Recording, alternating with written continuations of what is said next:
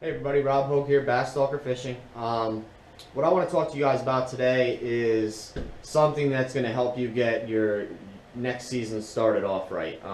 It's a little early considering we don't even have full on ice yet, but I want to get the video out there so you have the information so when the ice does thaw or the water temperatures hit that certain point where you start fishing again, you can be out there and you'll have this information. But what it is I want to talk to you about, it's what I call the pre-spawn. It's the time right after the ice thaws out and you guys get on the water, but before that pre-spawn bite starts or the fish move to those pre-spawn staging areas.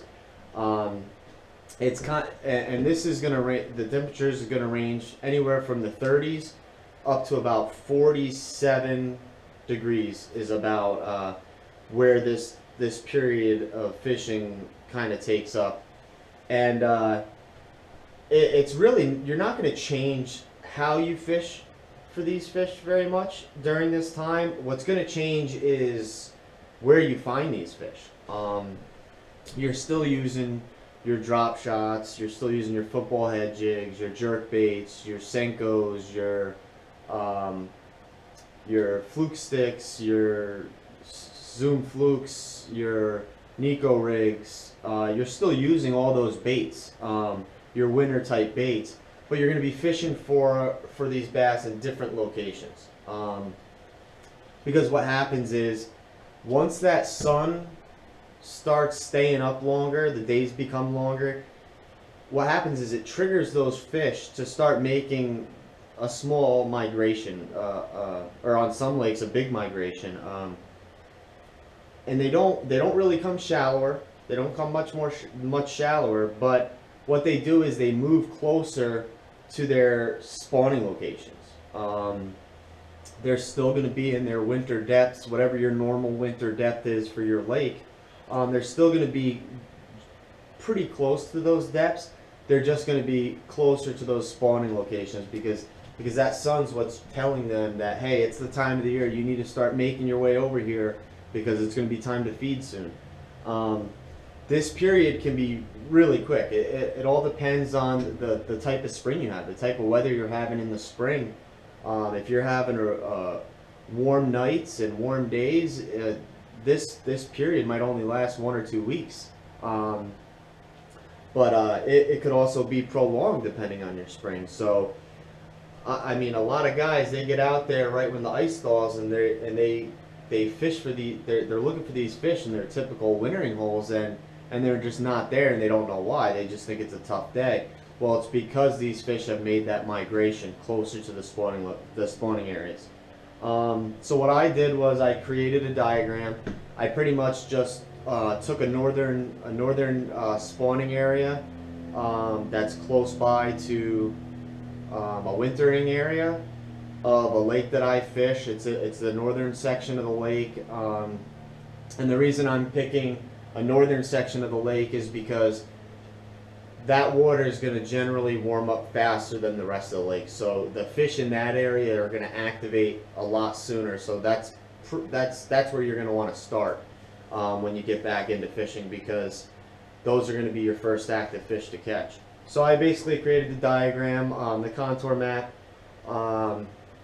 just to show you guys how I locate the fish, how I go about locating the fish. It'll also show you the importance of finding maps of the lakes you fish, or doing map studies of the lakes that you fish, because you can get a lot of information and it really narrows down the time you spend trying to locate fish, because you can take these seasonal habits of the fish and look at that map and kind of come up with a game plan and at least a starting point of where you're going to find these fish, and it's going to actually help your days out on the water. Alright guys, let's get into this. This is my diagram. Be nice, it's the best I can do here. This is just a northern pocket. This has been traditionally a very good spawning flat for me, and I know the wintering area here. But I just picked the northern pocket. This is where you should be starting on any lake you fish, and you southern guys too. I mean, You guys get water temperatures down into the 40s, so this obviously has a lot to do with you too. But basically what we have here, we have our spawning flat, we have our wintering. This is obviously your typical wintering area. These blue dots are representing stick-ups or submerged trees, whatever you call them. This green hashing, that's I just wanted to show you guys the deep edge, where the deep edge of the weed growth of the submerged vegetation is, and it'll grow to about 12 feet on this lake. Our contour lines are 4, 8, 12, and 16. We have a creek that runs in here and a little creek channel that runs out back to the main lake. But so looking at this map, oh, we got a rock wall here too. Looking at this map, we are, from what we've talked about in my last video, we already know that this is our typical wintering area. You have vertical cover, you have your contour lines are closer together, so that signifies a steeper bank. So now they have vertical structure and vertical cover that they can sit on, change depths, chasing that warmer water without expending a lot of energy by swimming a lot. But when the ice thaws, like I said, and that the days start getting longer, they're going to make that migration closer to their spawning areas. So how do you figure out where those areas are? What I do is I would highlight their wintering area with a certain color. I would also highlight the spawning flat where I know they spawn with the same color. Then what I would do is, since I know a little bit about seasonal behavior, you know they're not going to change depths. In this lake, they like to they like to winter in about 12 feet of water. In your lake, it might be 16, and you just kind of use these same principles to do that. In this lake, they like to winter in 12 feet of water. So what I would do is, since I know they don't like to change, they're not going to change depths drastically at this time, but they're also largemouth bass, so they like to be around, in, near something, some kind of cover or structure. So what I'm going to do is I'm going to look at similar depths, so we know 12 feet, so I'm going to look at those similar depths, and it's going to be areas closer to that spawning flat. So obviously the bass that are in here are going to migrate this way. Now what do they have? What do they have there? There could also be wintering bass off this point. So they're going to be moving up to it. And one thing you guys should know is bass like to travel on break lines. And what I mean by that is like it could be a 1 foot or a 2 foot difference.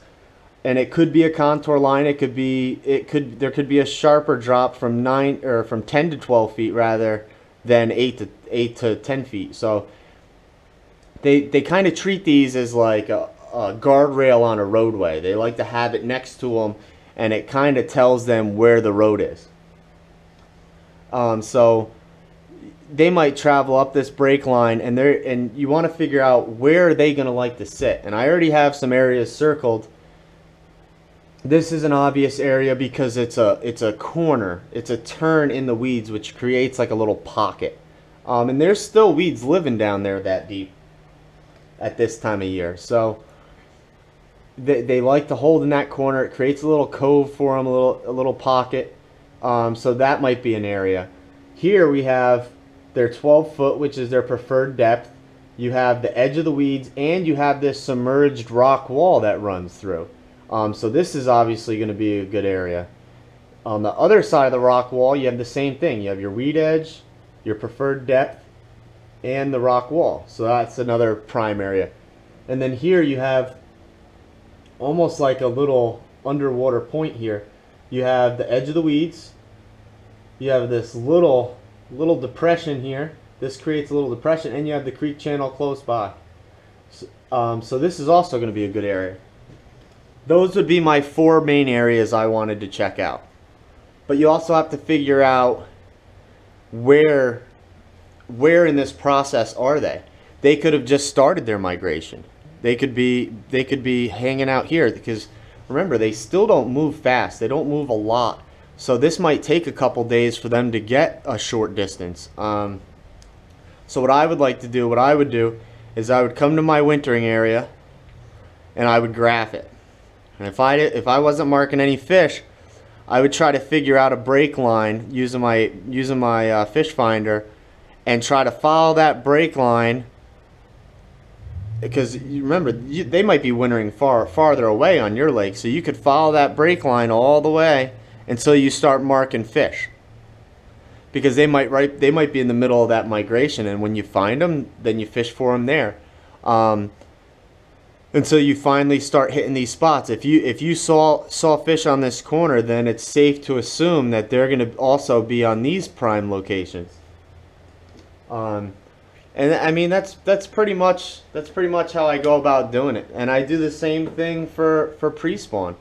I'm gonna look probably more in this 8-foot range on this lake at pre-spawn. You have easy access to deeper water. You also have some stumps and stuff under here, so there is cover for them to sit on, and they have easy access to that shallow water. But that's pretty much it, guys. But I hope this showed you the importance of maps. If you can find contour maps of lakes that you fish, and you learn a little bit about the seasonal behavior of largemouth. I actually have a book that's an awesome book. I'll do a review on it, but it really gets into the seasonal behavior of these fish. If you have a map and you have a little bit of knowledge on seasonal behavior, it really cuts down on how much time you spend out on the water searching. It gives you a very good starting point of where to look for these fish, because you can figure out the general area, you can figure out what these fish are generally doing, and then fine tune it from there out on the water. But it gives you a really good starting point, and it's definitely going to help you put more fish in the boat. But I hope this stuff helps you out. We're going to do another video on the pre-spawn, a video on the spawn, post-spawn, pre-summer, and summer. So definitely stay tuned for all that. Again, if you haven't subscribed, please do so. Tell a friend. Check me out on Facebook. And we'll talk to you guys soon. Thanks.